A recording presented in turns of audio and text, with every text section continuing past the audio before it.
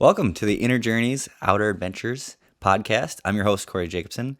Today, I just wanted to start off the podcast kind of filling everybody in on who I am and how I've gotten to where I am today. Just to give you a story of like who the person is that is on social media, that is coaching other people, and how I've developed into the human I am today. So essentially, there's 4 stages, I would say, of my life. I would say like 5 to 21 years old, I was really obsessed with sports. Obviously, other things as well growing up as a kid, but I'd say that was my main memorable thing is sports growing up.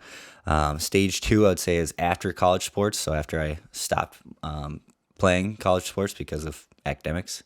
So that's roughly around 21 to 24 years old. I would say that was my next kind of phase of life. And the next stage, I would say, was 24 to 28 years old when I started actually becoming a personal trainer and taking the steps to do what I do today. So finding out that I love doing that. And then stage 4, I would say, is from like 28 years old to today. I'm 30 years old, and kind of getting my footing of who I am and what I want and how I can help people in the profession that I'm in and what I want to take it from there and go on with my life. So let's start right at stage 1. Ever since I was young, my parents got me into sports right away. I think around 5 or 6 years old, my parents took me and my brother to our local hockey rink to skate for the first time ever at an open skate. I remember skating around on a triangle. So it's like a little bar. There's triangles on each side so that way you don't fall over as a little kid. And I remember taking that around the ice a couple different times and then getting rid of it and just naturally being able to go without any assistance on that. So I think right there, I found a love for just skating, like something I didn't even know that I could do, and picked up on it really, really quickly. And that kind of hooked me. Is like hockey was my biggest thing. Getting to middle school is the only sport I could play because there's no other sports offered until middle school anyway. Besides like flag football on the weekends and stuff, I liked doing that because football is another one of my obsessions growing up. But hockey's where I really found a love of competition because you're with 5 other players on the ice, 3 forwards, 2 defensemen, and then you have your goalie. That's a solid unit all the time. But we would play almost every single weekend, going in tournaments and things like that. And honestly, most of the time I was on a pretty good team, so we had good competition. Like we were in it and fighting for championships or like winning tournaments or anything like that.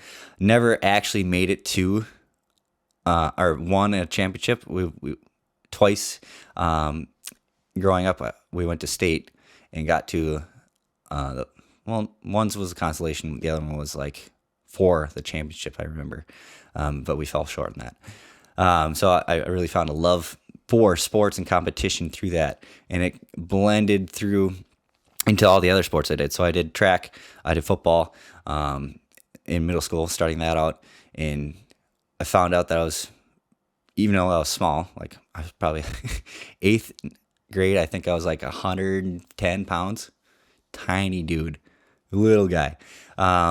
Playing running back, and we had like the wing offense. So we had running back behind the quarterback, wing, 2 tight ends, maybe 1 split out, and it was crazy running offense.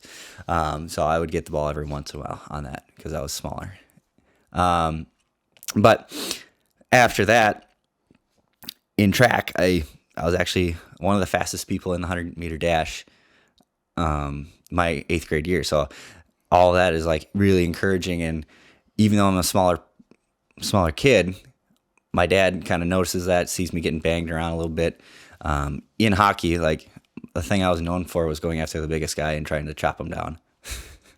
I didn't care how big you were. I wanted to take you down. And if I did the job right, you were separated from the puck. I didn't care if I was on my ass, but I hit you and got the puck away from you. And that's something I prided myself on, being small but tenacious and going after people. So I always love that. I work hard for it in practices and stuff, but being small, you need to do something extra. And my dad encouraged me one summer. He said he would pay me $100 if I would lift weights for that summer.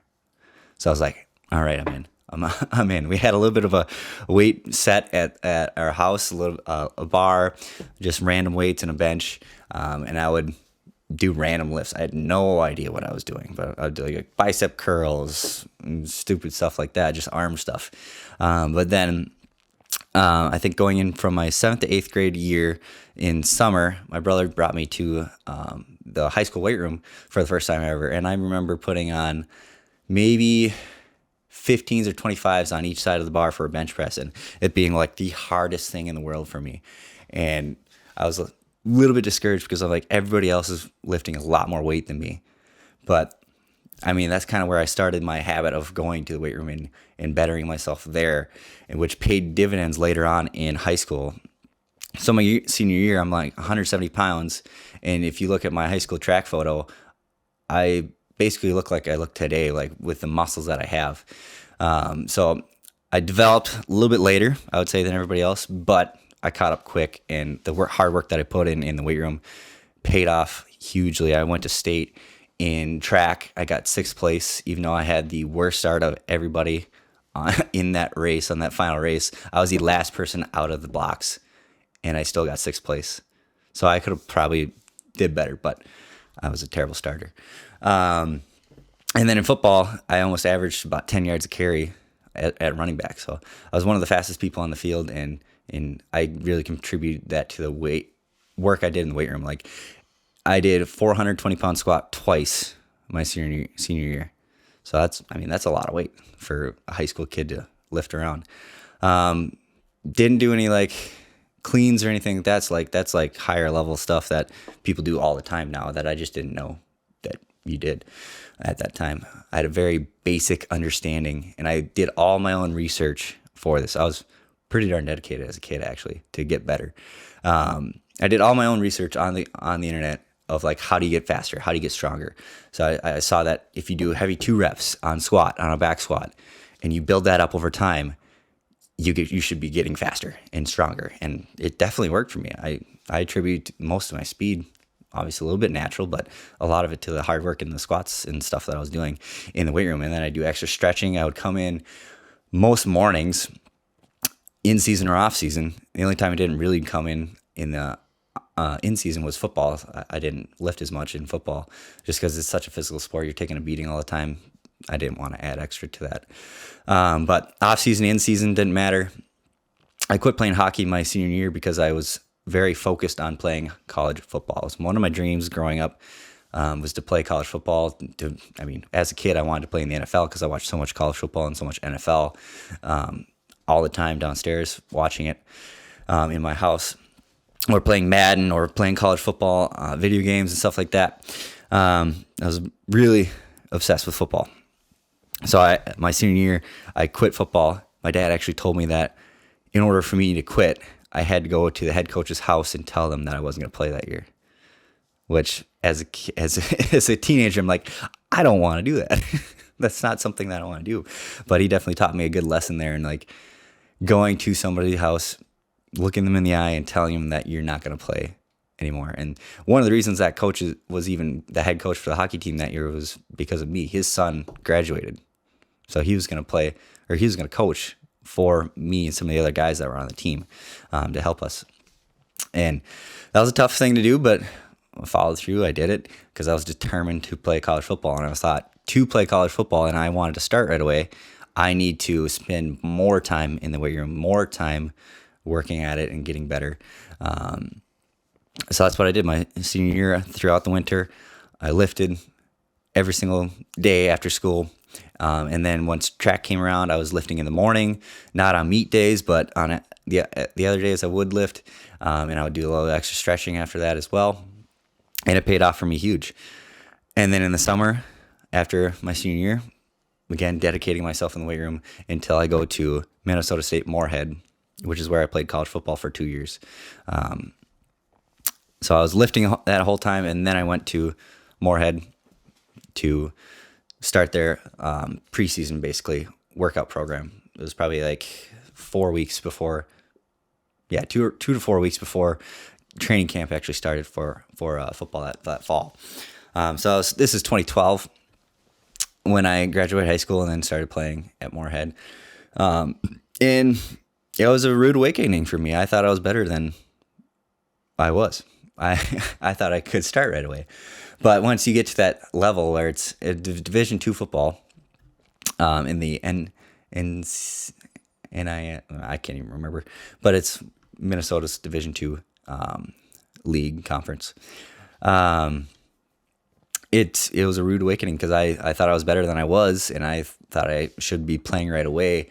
But there's bigger guys than me, way bigger, older than me, stronger than me, more athletic than me, more talented than me. So I didn't realize that until after I was done playing football. Like, I had a bigger ego, and that definitely did not serve me. So I redshirted my freshman year, didn't play at all. In the weight room, working out, getting better. That off season was really fun. My best experience at Moorhead was definitely the off season lifting program because of how much fun it is just to be in the weight room lifting with people. There's a lot of testosterone in a college football weight room. There's a lot of people going after heavy lifts, and it was just a lot of fun to see the progress that you take every single week after week after week, and you're just working your ass off every single week with conditioning, with lifting. And definitely left a mark on me because after that experience, I wanted to go into strength and conditioning as a profession. Like, I wanted to be a strength and conditioning coach for a college football team because I had so much fun and had such a great experience with that, with all the people having that camaraderie.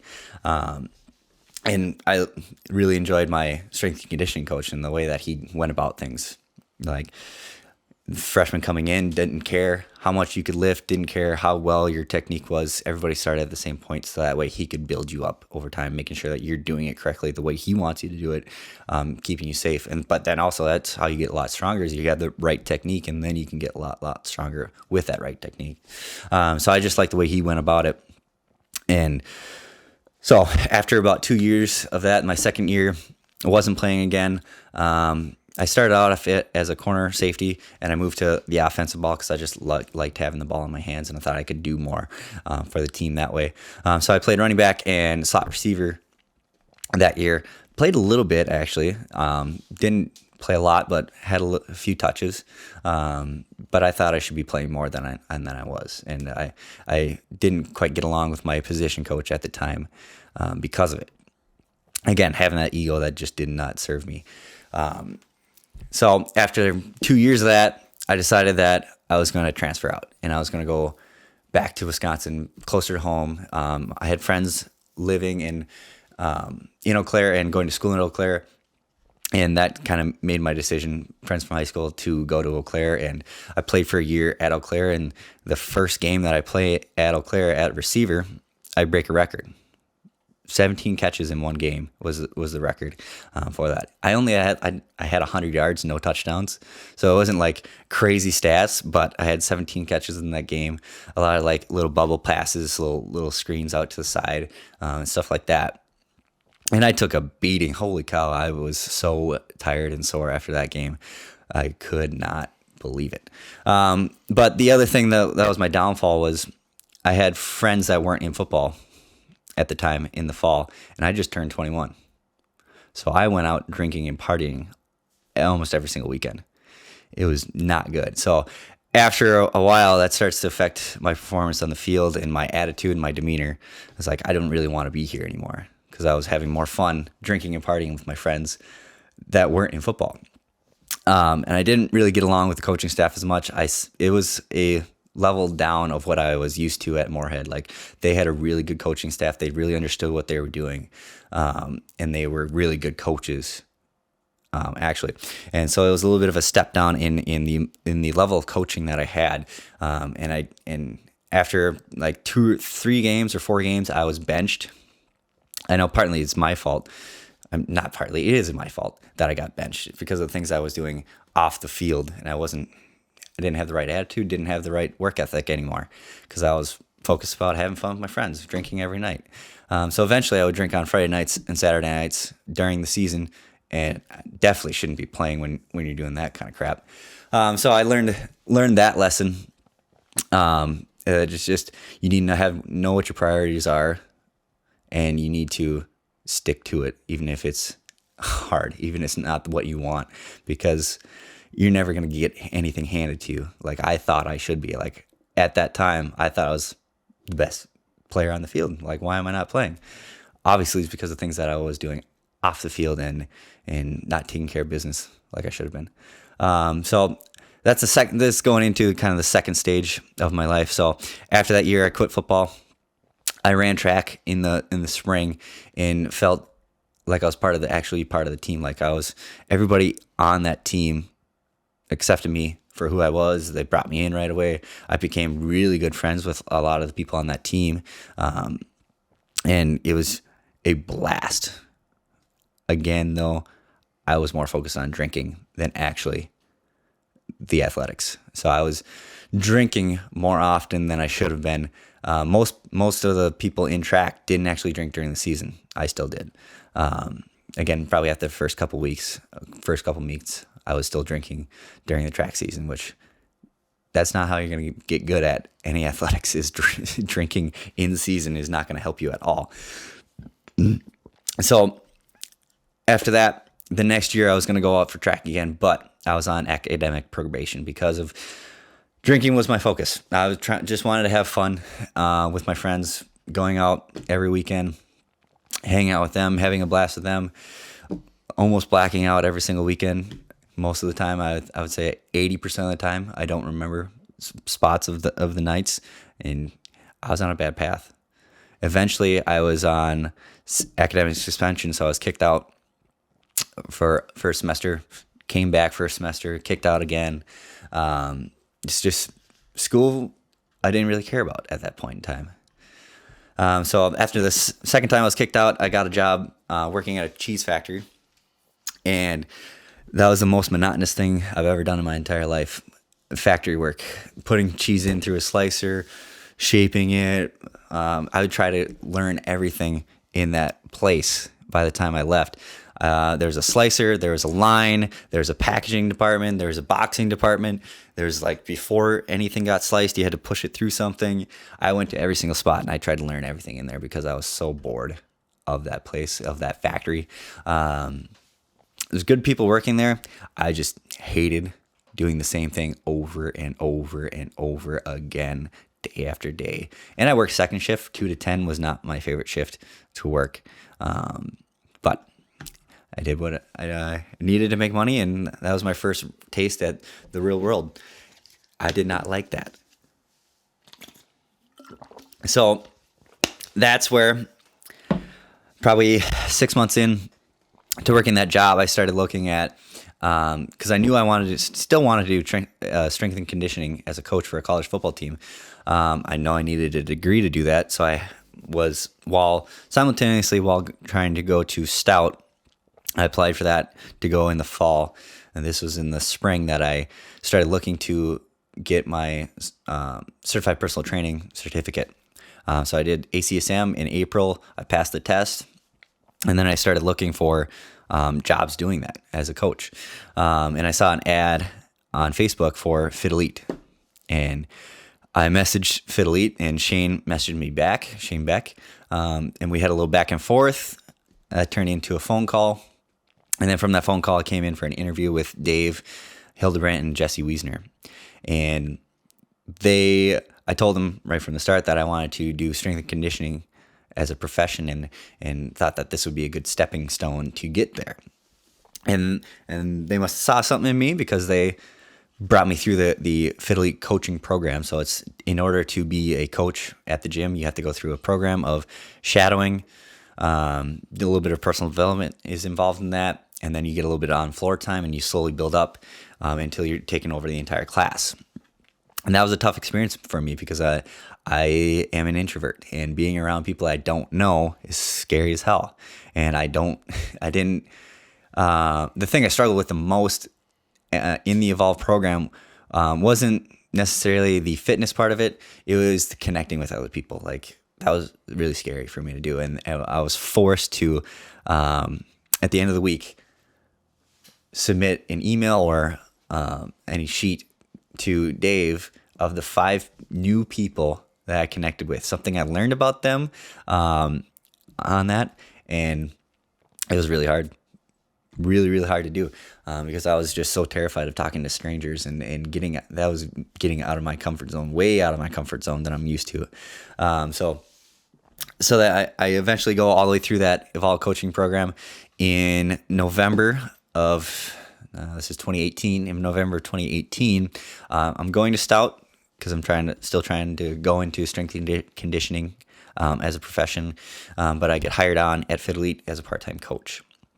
And then that's where I kind of start falling in love with that side of it. So instead of trying to go and be a strength and conditioning coach, I now kind of shift my focus into personal training, coaching as a profession.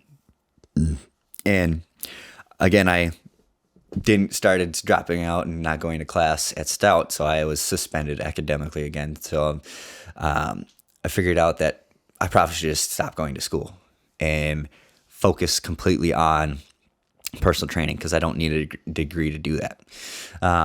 So that's kind of the beginning. So we're at stage 3 now of me finding this profession that I have fallen in love with. So in 2019, I was only part-time coaching, and that wasn't going to pay the bills, and I knew that. So I go up to Dave because I've been watching Dave the last 5-6 months and his personal training. So he does tons of personal training on the floor, about 8 hours a day. And I've watched what he was doing over and over again. I'm like, that looks like fun. That looks like something that I want to do. So I remember meeting him at a Starbucks over by Shopco in Eau Claire, the old Shopco before it was torn down, and talking through like what it is, what his expectations are, because he had a thing built out for what a personal trainer should do, what conduct they should be, what should they be wearing. Are they wearing perfume or deodorant? Well, like what's acceptable for that? So he had a lot of standards set for that. He told me about the standards and the kind of the commission of it. And then he kind of took me under his wing.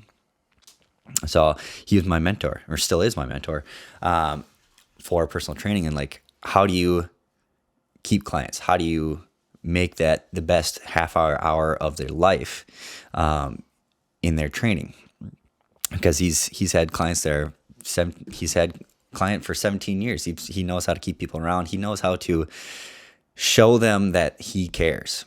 And I've learned a lot from him on helping people and then showing them that you care, not just about their body, not what they look like, not what their goals are, who they are as a person, and really going deep with them of like what they want, what they're trying to do in life, making sure they're not missing anything in life. So whether they're like only focused on fitness or only focused on their profession or only focused on one area in life, he wants to help them expand and grow as a person. And it's definitely something that he's done for me. So the next 3 years at Fit Elite, I'm slowly establishing myself. One of the things that me and Dave came up with for me to do to go and get clients was to go out to random businesses in Eau Claire. Another thing that was incredibly uncomfortable for me to do because I'm an introvert, and going into a business to hand out a business card is one of the scariest things I ever did. Because I freaking hated it. I remember sitting in my car outside of a business, and maybe 5 to 10 minutes, I had to talk myself into getting out of my car, walking into that place, and talking to somebody. I did it eventually, and there was a couple times where I didn't even get out of my car. I got to the business, drove to business, and left because I was so afraid to get out and talk to somebody. Luckily now I'm over that, and I know there's nothing bad that can happen from having a conversation with somebody, which is completely ridiculous. But as an introvert, you just get in your head over it, and you're like, I don't know how to connect with this person. What do I say to him? I don't know what to say to this person. So that was a tough part, but I got over it. I got better. It helped me grow as a person. And even though I didn't actually ever get a client from that, it was still a very valuable experience of getting outside my comfort zone and doing something that I really didn't want to do. And then after that, Dave has such a good business established, and he's such a good trainer that he gets referrals every once in a while, and he would throw me a referral or two here or there. So I would get experience with training people, one-on-one personal training, over time with those people that he would send me every once in a while. And sometimes the gym would have a potential client that came in that wanted to do personal training. So every once in a while I'd get one or two clients from that. I had never really kept them very long, just beginning out, didn't really know what I was doing, didn't know how to keep a client around. I knew fitness, I knew how to help them move better, but I didn't know everything that went into personal training, what makes a good personal trainer. So that kind of brings us to the last 2 years, so the last stage of my life so far, is really getting a footing for what I'm currently doing and knowing who I am, what I want out of life, and how I can help people. So the past 2 years have definitely been the most growth for me, professionally and personally, between having 8 to 10 in-person clients at my peak. I've started an online fitness business as well, where I have 10 clients currently. So I've really expanded on being a personal trainer, on an online coach, and how I can help people the most. But more importantly, I've learned like what I actually want to do. Like, what are my goals? What am I going to actually do? Because before those first 3 years, I never really had written down goals. I never really knew where I wanted to go. I was just trying new things over and over and over again. And it was hard to establish something, anything, when you're always trying new things and you're not sticking with something for a long period of time. And that's something I learned definitely the hard way. And it took me longer than it might have taken other people to do to establish themselves in the industry. But I was a young, naive kid that didn't really know who I was for a while. I lost myself after college sports because I didn't have that competition anymore. I was drinking too much and didn't have a focus in life, really. I was just flying by the seat of my pants, and it showed. And being suspended academically, having no money, being in lots of debt, always fun thing to do, having no focus. So I understand what I want in life now. I understand who I am, and I have goals for 1 year, 3 years, 5 years, even 10 years right now of physical goals, financial goals, relationship goals, emotional goals, spiritual goals. So I've built out all of that in the past 2 to 3 years of where I'm going. I have a direction now. I know what I want to do. I know that I want to build more of an online business and help more people that way, because I know I have something that can help people. And Dave has been there every single step of the way. I've meted with him almost every single week for the past 5 years. And there's been brief periods where we don't meet anymore. And then I go to him and ask him. And he's told me a couple times that I'm the only person that will reach out to him and want more and try to get better and do these different things. I give him a lot of credit for helping me grow, but he also pushes back on me and saying that I'm the one that actually did the work. And was curious and wanted to be better. So that kind of leads us to today. And I've grown a ton in the past 5 years of working at Fit Elite, in my relationships with everybody there, with Dave, with Shane, and all of the past and current coaches. I've learned who I am, what I can offer people, and what I want to do with my life. So a lot of lessons that I learned there. Passion for competition. I don't really have that anymore. I don't care about competing with other people. I care about getting better myself. And that's kind of reflective in the things that I do, like Killington Ultra Spartan Race. I didn't care if I beat anybody in that. I just was doing it for me and getting better and challenging myself on that. So that's me. That's my story. And that's how I've gotten to where I am today. Well, thanks for listening. Hope that you guys may have related to something in that, may have learned something from that. I appreciate you guys tuning into the Inner Journey Outer Adventure podcast, and we'll look forward to the next one.